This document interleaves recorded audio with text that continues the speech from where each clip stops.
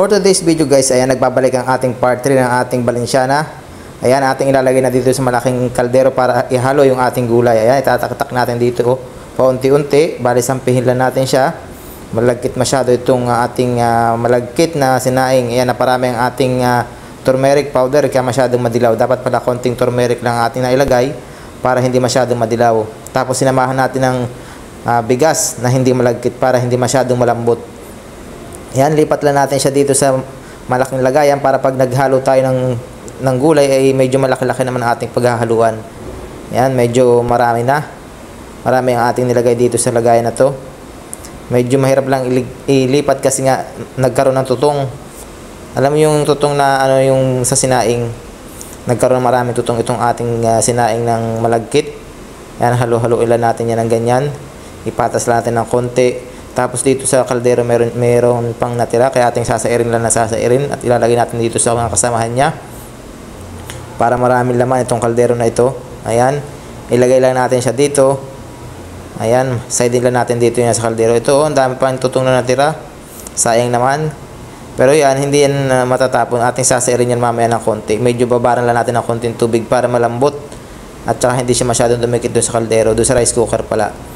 Ayan, lagay na natin dito. Sa irin lang natin ito nasa kaldero. Ayan, wala na. Nasaid na. Ngayon ang gagawin natin sunod, ilalagay naman natin yung gulay. Yung ating gulay na hinalo-halo. Ayan, ginisa na lang natin yung gulay na yan. Ayan yung kanina na yung gulay na may hotdog, breast chicken, bell pepper. Tsaka, basta halo-halong gulay na yun. Hindi ko na may isa-isa. Ayan, ihahalo lang natin siya ng ganyan. Pag samasamahin hanggang sa mag-mix na. Mix lang natin ng ganyan. Ayan, oh, 'di ba? Sa ano pala, masarap na. Medyo malambot nga lang yung pagkakasain kasi nga 'di ba, malagkit, puro siyang malagkit. Dapat pala samahan natin siya ng normal na bigas para pag nasaing na siya hindi siya sobrang lambot.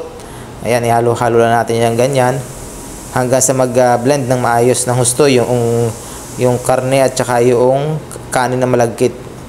Medyo naparami nga lang tayo ng turmeric powder kaya medyo naging dilaw masyado yung kanin. Dapat konting-konti lang pala kasi nga kakaiba yung turmeric dito eh. Pag kaunti lang ilagay mo, makulay na. Ay naparami kami ng lagay kanina kaya mas kumulay siya ng maigi. Yan, halo-haloin lang natin siya ng ganyan. Ayan, ipon lang natin sa bandang gitna tapos haluin uli. Ayan.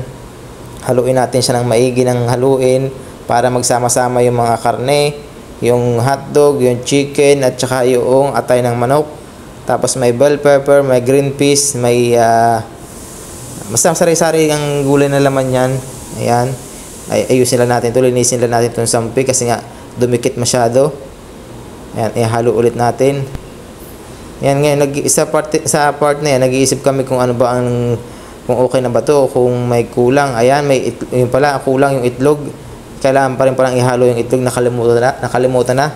Muntik na palang makalimutan yung itlog, buti naalaala. Kaya sabi ko kanina, para may nakalimutan tayong ilagay, yung pala yung itlog. Ayan, ilalagay lang natin sa ibabaw yung itlog para maging design. Ayan, di ba? Napakagandang tingnan pag may itlog na. Parang mamahalin na ang dating pagkain. Yan, ilagay lang natin yan, ilagay ang itlog sa ibabaw, pinakang toppings niya. Yan, pag ang itlog niyan 4 na piraso o 5 piraso ata yan. Tapos hinati-hati ko na lang siya ng maliliit para mukhang marami. Eh hindi kasi tayo nakabili ng itlog kaya napagkasya na lang yung itlog nandito sa rep. Yan, ilagay na lang natin dito sa ibabaw pinakang toppings niya. At maya-maya ng konti, ready to serve na, ready to eat na. Ayan guys, okay na. Meron na tayong toppings na itlog. Ayan, ang gagawin na naman natin, kakain na tayo. Pero ang bagong lahat, magtatawag muna tayo ng makakasama sa pagkain. Isa-isa natin mga kwarto ng ating mga kasama. Ayan, ready to eat na yan guys, ready to serve na. Magkanya-kanya na tayo ng sandok. Pero sa punto na yan, nagkakahayaan pa kung kakain na ba talaga o hindi pa.